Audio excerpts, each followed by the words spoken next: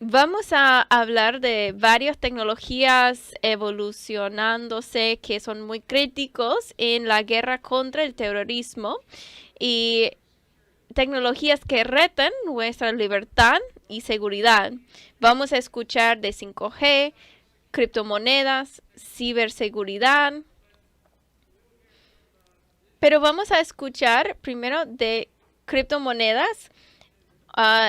Vamos a escuchar de criptomonedas más adelante en la tarde, pero para establecer el fundamento para esa conversación, tenemos dos personas muy capacitadas, personas que entienden a la región mejor que nadie en el mundo. Tenemos al Joseph Humar, el director eh, para la sociedad, y también tenemos profesora de práctica para defensas en la Universidad Nacional de Defensa y van a traernos un poco van a aclarar un poco la importancia de la misión el día de hoy, porque esos días son tan importantes para nosotros y para el mundo. Entonces, señor Humayer y señora, por favor.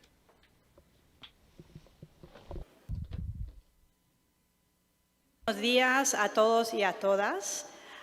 Quiero agradecer a los organizadores, sobre todo mi gran mentor y amigo, el congresista Robert Pittenger, y también a Alejo Campos, y saludar al ministro Pino, presidente también del Parlamentino y de la Asamblea Nacional. Para mí es un honor estar de nuevo acá en Panamá. Hace 25 años empecé mi carrera como joven diplomática acá en Avenida Balboa, destinada a la Embajada Americana, donde cubría el traslado del Canal de Panamá y estas áreas revertidas donde nos encontramos ahora mismo en Fuerte Amador. Y también cubría temas y los flagelos que todavía continúan a amenazarnos del narcotráfico, crimen organizado, y por eso estamos aquí, el tema del lavado de activos. Lo que voy a hacer hoy es compartir con ustedes mis últimas investigaciones sobre el impacto de la pandemia en temas de crimen organizado transnacional.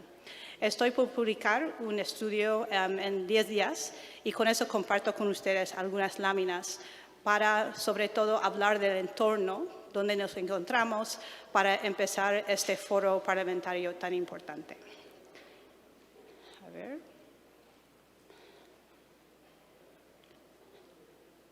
El clicker no funciona. Allá. Hay que reconocer que aún antes de la pandemia, el hemisferio estaba enfrentando varios desafíos, como ya mencionó en las palabras de inauguración, la corrupción, la inseguridad ciudadana, también las redes ilícitas, incluyendo grupos criminales, grupos armados y terroristas en nuestra región. Pero también hay que hablar que Latinoamérica y el Caribe sigue siendo la región en el mundo más impactada por la desigualdad o la inequidad, que contribuye a la inseguridad del hemisferio. También hay que hablar que nos toca y nos ha tocado muchos desastres naturales, que es algo que siempre, en cada año, sufrimos. Y por eso también hace falta destacar que sin la cooperación internacional no podemos superar estos desafíos.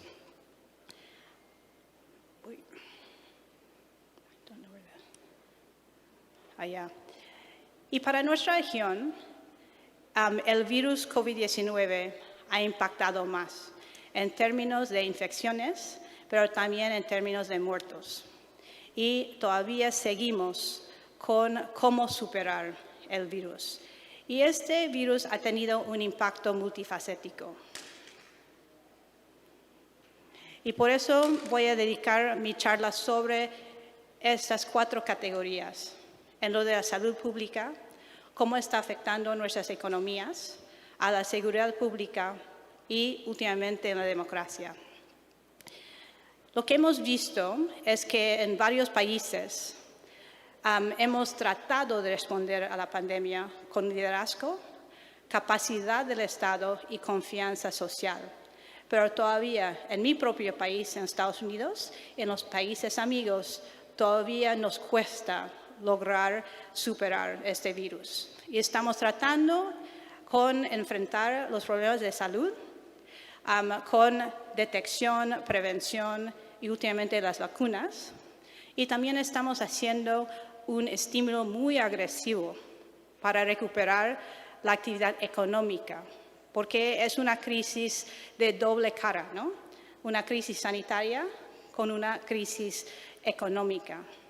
Y en términos de seguridad, y por eso estamos aquí, es muy interesante que estamos aquí en Parlatino al lado del Ministerio de Seguridad Pública de Panamá, donde tuvimos que dedicar muchos esfuerzos en mantener el Estado de Derecho y también la protección de nuestra población mientras que sufrimos esa pandemia en términos personales, pero también profesionales. Y hace falta más cooperación entre todos los sectores para enfrentar el flagelo de este virus. ¿Y qué hemos visto? Primero, cada país tenía que dedicar muchos esfuerzos y muchos recursos para educar, sensibilizar y concientizar a su población en las medidas preventivas. Pero también había problemas y desafíos, retos con las pruebas y las terapias. Y por fin, por suerte, ya existen varias vacunas que nos pueden mitigar la expansión y la proliferación de este virus. Pero lo que quizás no anticipábamos hace 1 año y medio fue el impacto tremendo a la economía, con el paro de comercio internacional y sobre todo en nuestra región el turismo. Entonces, así se encontraron los gobernantes en ese dilema, cómo cuidar a la salud pública con las cuarentenas, con los toques de queda, sin perjudicar a la economía. Y hemos visto que estas políticas han afectado a todos los países del mundo y de eso estamos empezando a salir. Pero lo que hemos visto es que también ha habido una reacción. En muchos países ha impactado a la democracia. Con los cierres de las sociedades hemos visto que los derechos de protestar, derechos de expresión, derechos humanos han sido violados o marginalizados por las políticas de varios gobiernos en todo el mundo, no solamente en las Américas. Y eso ha tenido un impacto a la seguridad pública de nuestros países. Aquí escogí 2 fotos. Yo viajo mucho por la región y aquí enfrente del Hotel Sheraton en Lima, donde hospedamos mi equipo, ustedes pueden ver miembros del ejército peruano imponiendo el toque de queda en Lima, Perú. Y al lado tenemos la foto de policías colombianos que están asegurando la frontera en Cúcuta. Y allá ustedes pueden ver el flujo de los pobres venezolanos tratando de huir el régimen de Venezuela bajo Maduro. ¿Y qué quiere decir eso?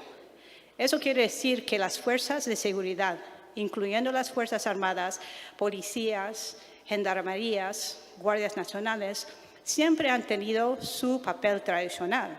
Pero encima de eso, ellos están proporcionando y ofreciendo muchos servicios para atender y responder a la pandemia.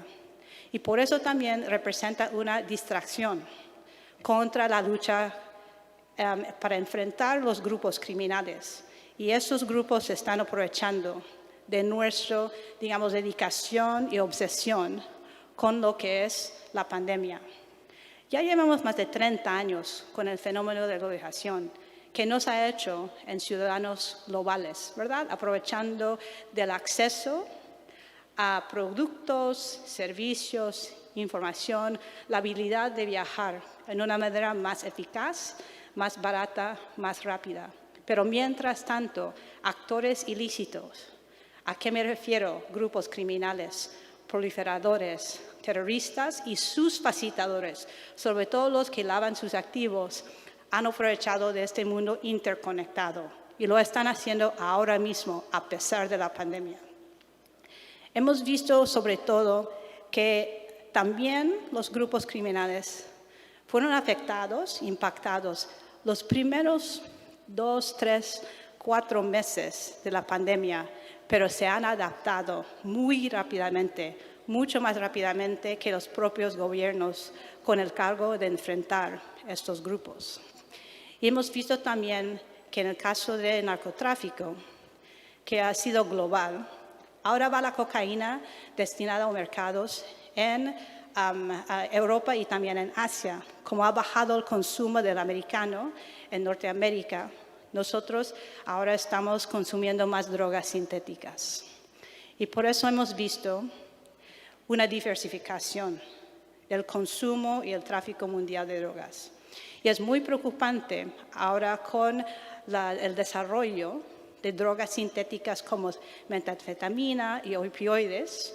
En el caso de Estados Unidos, donde nosotros perdimos 90,000 ciudadanos por sobredosis, la mayoría por fentanilo, es que se puede producir esas drogas sin estar cerca de la cosecha de amapola en el caso de heroína y también de hojas de coca en el caso de cocaína. Y por eso se está complicando la lucha contra el narcotráfico. Al mismo tiempo, vimos disrupciones al principio con el cierre de las fronteras del flujo de migrantes al nivel global.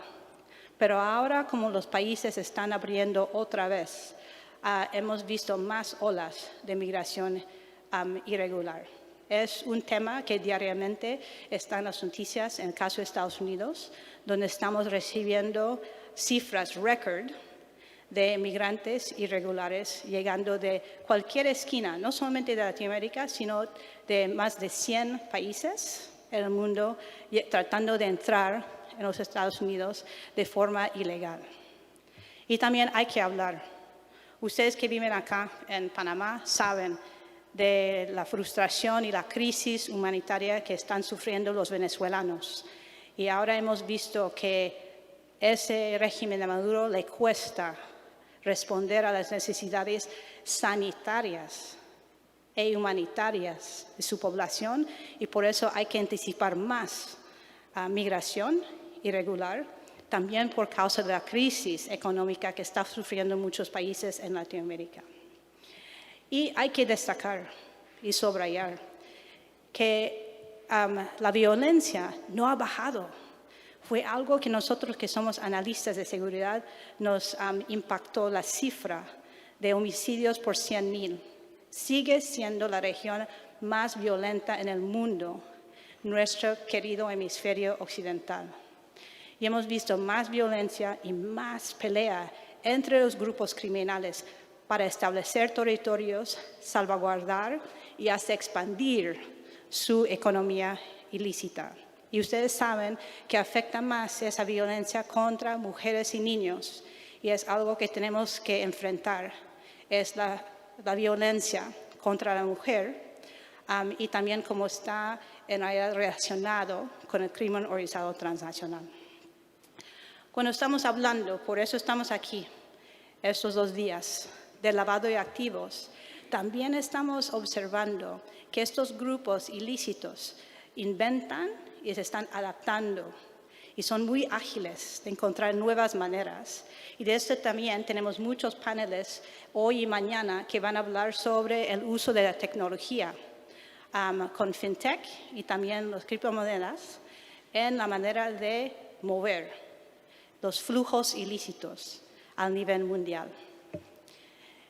Entonces también tenemos que darnos cuenta que ya en este siglo XXI el Internet, que nos ayude diariamente, también está empoderando de una magnitud impresionante la economía ilícita. Entonces, todos los delitos que existían en el mundo físico, ahora hay que reconocer que se están duplicando esas actividades en el mundo cibernético. Entonces, tenemos que pensar también que corre el riesgo en nuestra región de ciertas regiones que no tienen la capacidad del Estado para mantener el orden y suministrar los servicios Ahí es donde corren el riesgo de lo que llamamos una gobernanza alternativa, donde los mismos criminales infiltran los gobiernos o están en realidad proponiendo sus propios candidatos políticos o está tomando el vacío del gobierno.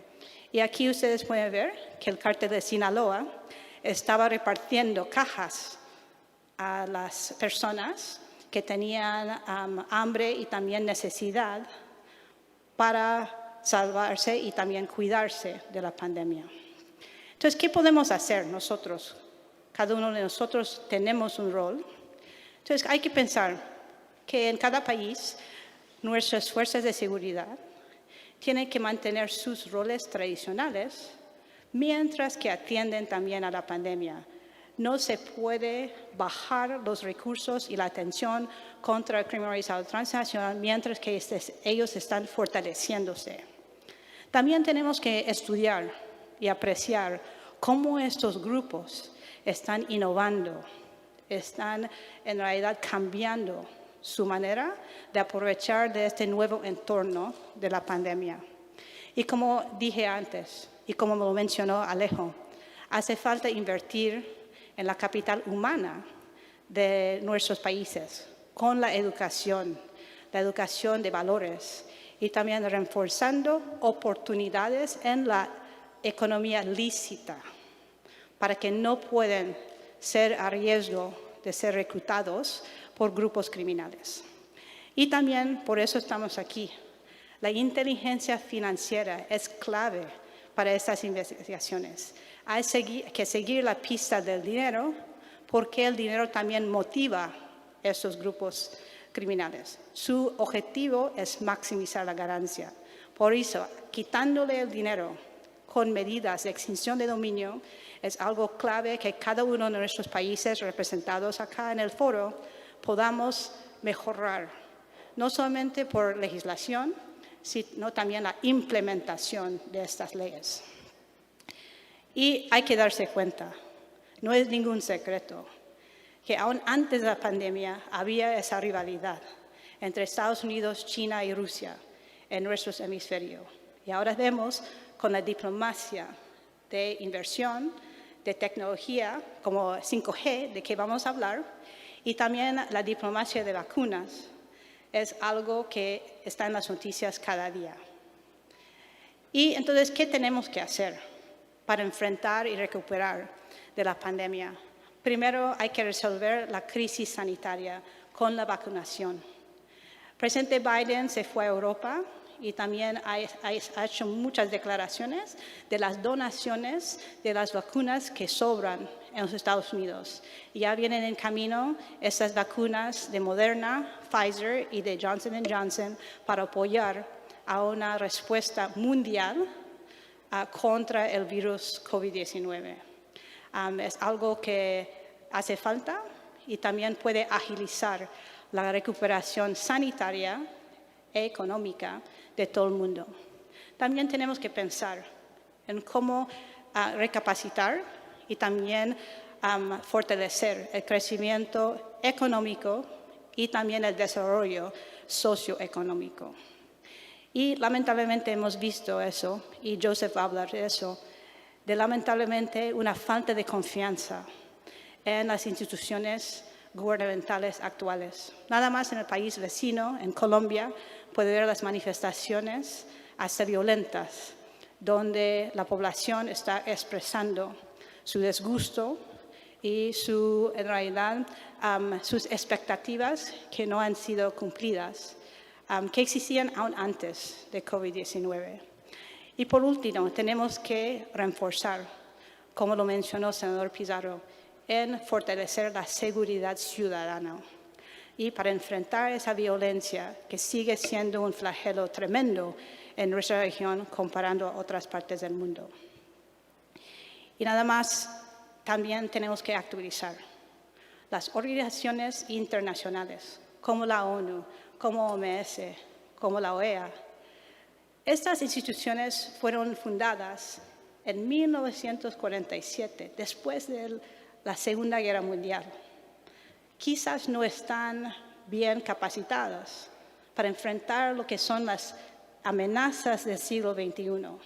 Y por eso hace falta cooperación internacional, pero de una manera más, digamos, innovativa y que tiene más habilidad de atender a temas globales como cambio climático, la próxima pandemia y el desarrollo socioeconómico.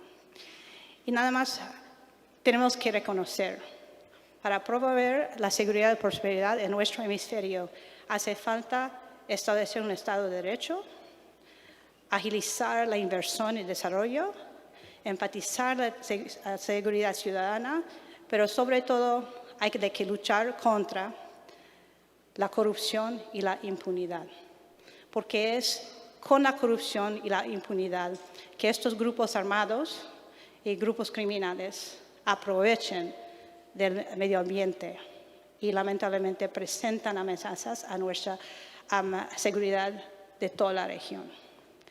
Y por eso también hay que hacer lo que llamamos un llamamiento, que los gobiernos no tienen monopolio para la seguridad nacional de nuestros países.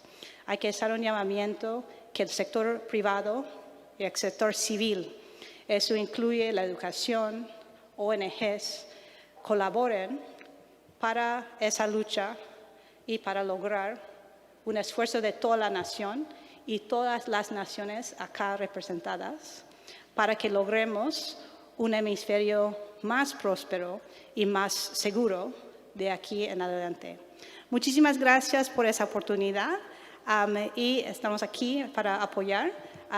De verdad es un gusto estar físicamente en Parlatino, porque hace un mes, el 5 de mayo, tuve el honor de dirigirme, pero virtualmente.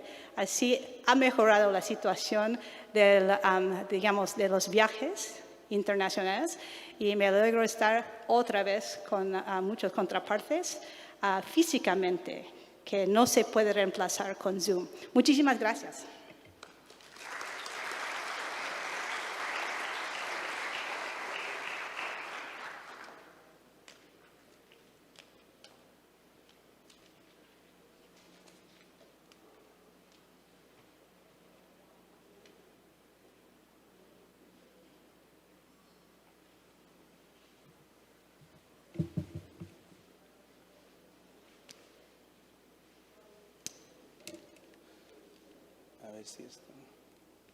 Bueno, buenos días. Saludos a todos. Especialmente no puedo empezar antes de agradecer, como todos, pero realmente un querido colega, un gran mentor y creo que un amigo de la casa, el congresista Robert Pittenger. Y también es un privilegio y honor compartir el panel con Celina Raya Luyo. Le conocen a Celina en Washington como la madre de lucha contra el lavado de dinero, porque literalmente está como más de 20 años haciendo esa lucha en América Latina, empezando su carrera justo aquí en Panamá. Esto creo que es, si no me equivoco, mi cuarto o quinto vez presentando en el Parlamento, en el Foro de Inteligencia y Seguridad Parlamentaria, con el congresista Robert Pittenger. Y para los que son nuevos al foro, te puedo asegurar que este es uno de los mejores foros en términos de las conexiones que se va a hacer, la gente que se va a conocer, las conversaciones, no solamente lo que vamos a hablar aquí en el panel o en las ponencias, pero las conversaciones en los pasillos. Se han logrado cosas muy prácticas, se han logrado cosas muy útiles en estos foros, yendo hasta el año 2015. Bueno, yo fui pedido a hacer esta presentación y revisé la agenda y me di cuenta que faltaba un tema que yo creo que no podemos negar o no podemos olvidar de hablar en un foro parlamentario de seguridad en América Latina, que es el tema de Venezuela. Lo que quiero que entiendan con lo de Venezuela, lo que voy a presentar en los próximos 20 minutos, es entender qué representa Venezuela para todo lo que vamos a hablar durante estos próximos 2 días. Que estés hablando de lavado de dinero, financiamiento ilícito, criptomoneda, redes de terrorismo y crimen organizado transnacional. Cualquier tema y cualquier país que provienen, te aseguro que hay una red, hay unos individuos o entidades que están siendo aportados por el régimen de Maduro en Venezuela. Es literalmente un tema global. Pero empezamos con ¿qué es Venezuela? Creo que para nosotros, especialmente para nosotros que venimos de Estados Unidos, pero creo que para los que somos del mundo occidental, cuando pensamos en Venezuela, miramos esto o pensamos en esto, lo que muestra el mapa geográfico.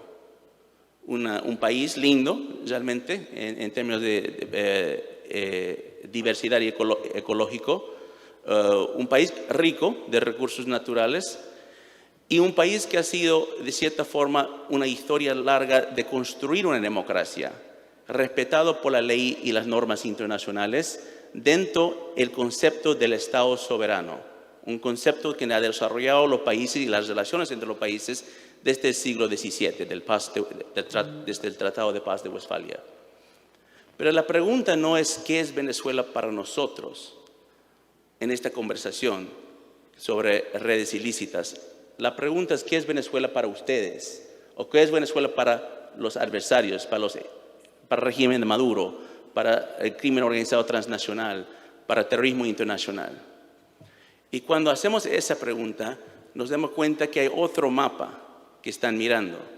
Ellos no están mirando el mapa geográfico que nosotros conocemos como Venezuela, la República de Venezuela. Ellos ven un mapa mucho más amplio donde el terreno de otros países soberanos lo consideran como terreno de ellos. ¿Por qué? Porque más que un país democrático, que ya creo que se fue la democracia de Venezuela hace muchos años, Venezuela ya no es un gobierno, es una red multidimensional que funciona conjuntamente con el crimen organizado. Y por extensión, cuando miren, por ejemplo, en Colombia, el ELN, o si miren a grupos de cartel de drogas en México, ellos ven como parte de su propio propósito y por extensión la habilidad de tener presencia en otros países. Justamente en Venezuela, y esto sería otra presentación, pero voy a muy breve decir que la estructura en Venezuela está integrado entre las Fuerzas Armadas, las Fuerzas de Seguridad y el crimen organizado. Lo llamamos en mi centro los leyes de los 8, que serían, Venezuela ya no es dividido simplemente por la patria, el terreno del país, pero es dividido por divisiones territoriales. Hay 8 regiones bajo su doctrina de defensa que están combinando con 8 diferentes formas de economía ilícita que está manejado por 8 diferentes grupos armados o grupos de delincuencia de crimen organizado. Todo esto apoyado por una de las más grandes potencias del mundo, incluyendo Rusia, China, Irán, Turquía y hasta Hezbollah. Y todo esto conglomerando para una nueva forma de amenaza que no hemos visto en el siglo XXI. Un poco de historia para que entiendan que estos cambios son más allá de solo ser informal, son cambios que han hecho a nivel doctrina. En el año 2008, el entonces Hugo Chávez, el presidente de Venezuela entonces, Hugo Chávez, cambió la doctrina de las Fuerzas Armadas venezolanas para ya no manejar el tema de defensa como algo en base de la soberanía y la constitución del país. Cambió la doctrina de las Fuerzas Armadas para construir una doctrina de defensa integral donde controlan literalmente territorio. Y cuando empiezan a controlar territorio, su propósito es expandir ese territorio, pero el método de hacerlo no es con Fuerzas Armadas necesariamente, sino con redes ilícitas. Aquí ves los 8 regiones, lo que es famosamente las regiones de defensa integral de Venezuela, que tienen presencia y tienen un comandante que controla cada región y, como dije en la lámina anterior, cada uno combinado con una forma de financiamiento o economía ilícita, que sea minería ilegal, petróleo, contrabando de petróleo, contrabando de alimento, narcotráfico, extorsión. Bueno, tú puedes imaginar prácticamente todas las economías ilícitas están dominadas en Venezuela. Entonces, esto nos lleva a una situación donde el país de Venezuela ya no es necesariamente controlado por un gobierno, pero es controlado por un proyecto que ha entregado su terreno a los diferentes grupos de crimen organizado transnacional y terrorismo internacional, construyendo una convergencia donde los dos conviven en el mismo terreno. A veces se pelean, pero sin embargo los dos más o menos tienen la misma idea de construir y crecer estas economías ilícitas. Hay muchos términos que uno usa o uno escucha en la prensa o en diferentes foros políticos sobre Venezuela de cómo describirlo. Imagino han escuchado el término de narcoestado, otros han dicho el estado mafia porque es más que narcotráfico, pero yo pienso que esos términos no son suficientemente precisos para realmente la magnitud de qué es esta situación que estamos viviendo en las Américas y en el mundo con la crisis y el conflicto en Venezuela. Entonces, hay un concepto, hay un término que les quiero introducir que se llama el estado paralelo. El estado paralelo es un término que fue dado por un historiador americano que se llama Robert Paxton. Y este historiador estudió en el pasado diferentes situaciones donde había una subestructura criminal, más o menos lo que estamos viendo, una subestructura criminal que llegó a tener más poder que el propio Estado. ¿Y qué pasa cuando esa subestructura criminal llega a combinarse con una visión o un proyecto revolucionario? Entonces, el historiador Paxton estudió los nazis de Alemania, o estudió el Imperio de Japón, o el Imperio de Otomano. En lo que se dio cuenta es que cuando combinas esos dos factores, una visión de expansión hegemónico revolucionario con una subestructura criminal, llegas a tener una sociedad, un proyecto totalitario como nunca se ve en la historia, muy rara vez. Y eso es creo que el peligro que nos estamos enfrentando a Venezuela. Cualquier situación que sea en su país, que sea, estás enfrentando narcotráfico, estás luchando contra el lavado de dinero, estás enfrentando grupos de crimen organizado, cualquier lucha que estás enfrentando en su país va a ser agravado por esta situación. Entonces, ¿cuál es el impacto regional de esta crisis en Venezuela? Yo lo llamo un conflicto realmente porque creo que ha superado simplemente el aspecto de crisis. Son cuatro. Dos que son cosas normales en el sentido que hemos visto por larga data en América Latina, y dos que son mecanismos que también son de larga historia, pero que se están modernizando. Los primeros dos, migración irregular y paro nacional, son dos cosas que yo creo que en la región son muy normal. O sea, mis padres, por ejemplo, son de Bolivia, y cada vez cuando yo era joven, cuando iba a Bolivia a visitar, mi abuela vivía en La Paz, no me acuerdo un momento que ya llegué al aeropuerto y iba a la casa de mi abuela y no tenía que frenar el auto porque había un paro nacional. Era prácticamente cada vez que llegaba al país, entonces era normal, se esperaba unos 20, 30 minutos, a veces una hora, se pasaba el paro y después seguías en la ruta. Yo creo que en cierta forma eso es normal. Bueno, la migración es parte de la historia de la región y el mundo, Centroamérica, el Caribe, Haití, ahora obviamente Venezuela. Pero lo que está pasando con esos dos fenómenos es que se están volviendo irregular y ciertos países, ciertos regímenes están empezando a utilizar esos fenómenos en combinación con actividades ilícitas para usarlos como armamentos dentro de estrategias de guerra. En la situación en Venezuela, yo creo que eso no es nada que ustedes... Yo pedí el favor a un amigo y colega en Washington, alguien que trabaja por el gobierno interino de Juan Guaidó en Venezuela, trabaja por la Organización de Estados Americanos, David Smolansky, que me dio el permiso para mostrar sus láminas, que está haciendo un trabajo sobre la crisis de refugiados. Y lo que se ve en Venezuela es el número de refugiados, 5.6 millones de refugiados desde 2014, son movimientos que nunca hemos visto en el hemisferio occidental en la época moderna. El nivel de flujo de migración desde Venezuela se supera la población de 5 o 4 países, como ven en el mapa, incluso de Panamá. Ahora, mayormente esa migración ha ido al sur, pero más y más donde los países del sur, que son Chile, Perú, Ecuador y obviamente Colombia, pueden empezar a tener más problemas internos y no tienen la capacidad para recibir tanto migrante y empiezan a poner paz control migratorio, esa migración va a empezar a fluir al norte. Es más, ya lo estamos viendo en la frontera con Estados Unidos y México, donde en el mes de abril ha habido 6.000 venezolanos que cruzaron la frontera en el mes de abril, y en todo el año de 2019 solo había 2.000. Son 2.000 en un año comparado con 6.000 en un mes, en un transaspecto de 2019 a la fecha. Entonces, esta migración que es masiva y sabemos los motivos, más allá se está volviendo como un negocio de tráfico humano. El negocio de tráfico humano que maneja grandes sumas de dinero de lo que se llama en inglés Human Smuggling Facilitators, que están cobrando literalmente para poder mover personas a diferentes partes del mundo.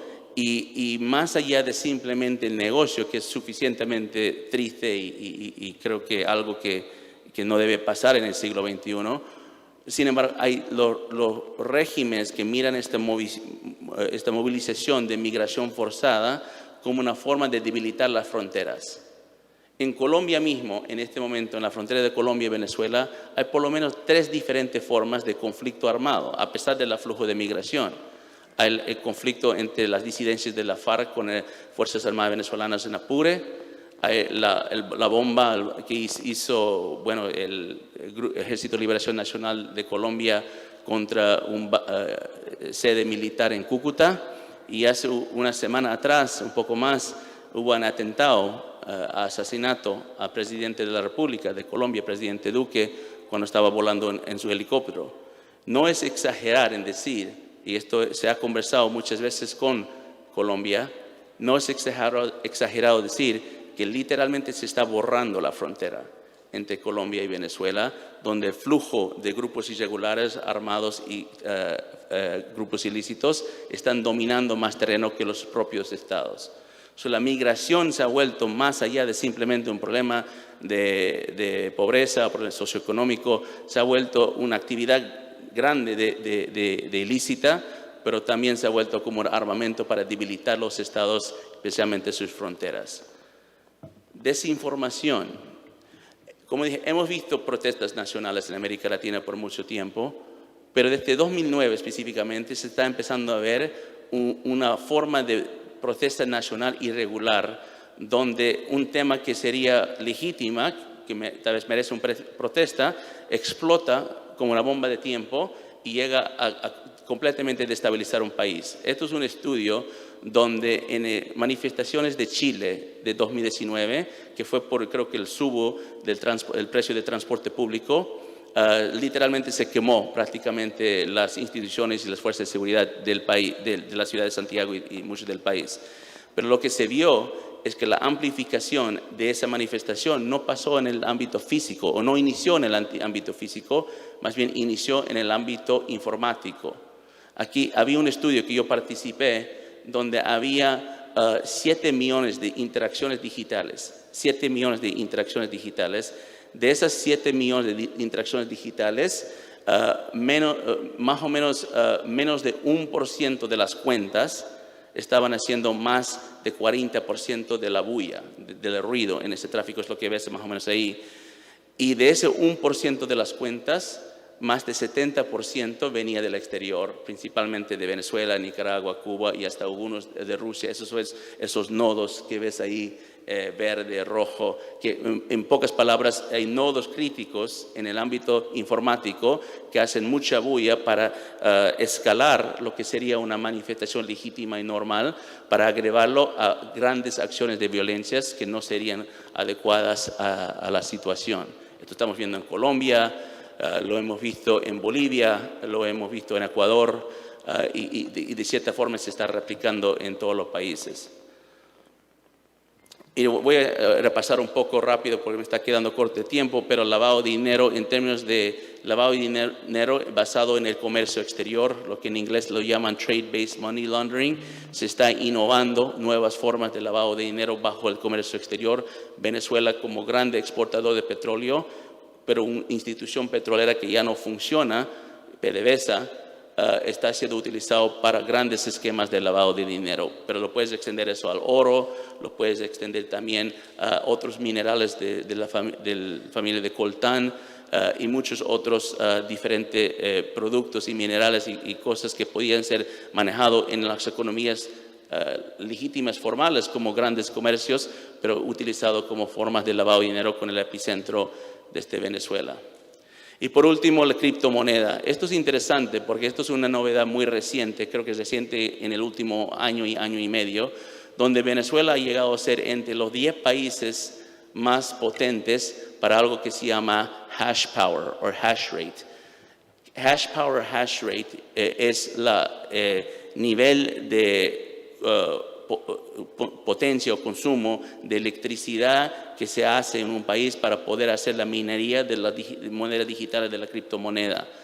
Como ves, China está literalmente dominando ese espacio porque ellos ponen el precio de electricidad a niveles muy bajos para que los que están haciendo minería de criptomoneda lo puedan hacer muy fácil, pero Venezuela está entrando a ese juego y conectando con sus aliados, principalmente Rusia y China, para empezar los inicios para algo que sería como una sistema monetaria alternativa que si lo logran completamente cambiaría el juego en términos de lavado de dinero o financiamiento ilícito. Y por los últimos 2 minutos voy a terminar con este punto, y ese creo que es el punto principal. Por todos los que están en la audiencia, por el distinguido representación que tenemos desde Europa hasta toda América Latina, y todos ustedes creo que tienen importantes cargos en sus países, pero lo que tienen que empezar a pensar es, ya hay un modelo en la región de lo que no hay que hacer. Hay claramente un modelo de los peligros que puede llevar si tomas las decisiones incorrectas. Ese modelo, desafortunadamente, es Venezuela. Un país rico durante el siglo XX ha llegado a ser la crisis humanitaria más grande del mundo, de cierta forma, a pesar de Siria, en el siglo XXI. Pero la diferencia de Venezuela con otros problemas que vemos en el mundo, como situaciones un poco anárquicos como Somalia o Yemen y otros, es que en Venezuela no es simplemente que hay muchas actividades anárquicas entre criminales que se están luchando para poder. Hay un proyecto para poder instalar y cambiar el sistema y el orden internacional. Y el peligro que tienen la mayoría de los países es que tienen que empezar a entender y tienen que tomar una decisión de cómo quieren respaldar su democracia. Si quieren realmente respaldarlo con las instituciones necesarias que se requiere para poder defender contra este tipo de impulso, o si quieren dejar llevarse a ser llevado por otra dirección. Hace 100 años atrás vivimos una situación parecida a la de hoy. Si se acuerdan bien, antes de la Primera Guerra Mundial, había alianzas que se empezaron a formar, que no eran alianzas naturales, pero se empezaron a formar para tratar de poder preservar su forma de gobernanza. Me refiero específicamente antes de la Guerra Mundial, la alianza que se formó entre el Imperio de Japón, el Imperio Otomano y el Imperio de Alemania.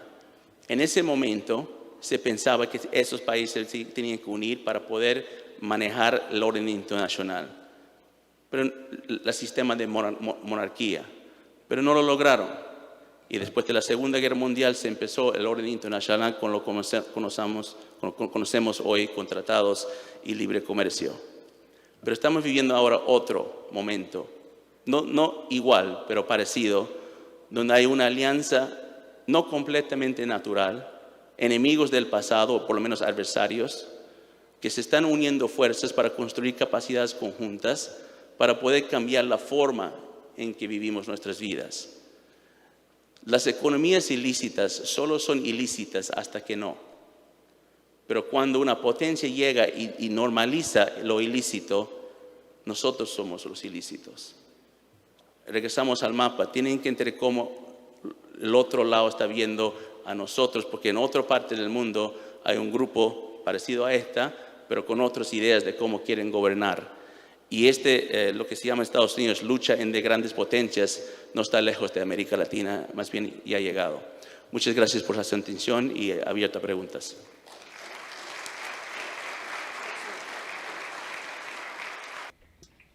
Excelente. Excelente. Unas palabras de apertura muy interesantes.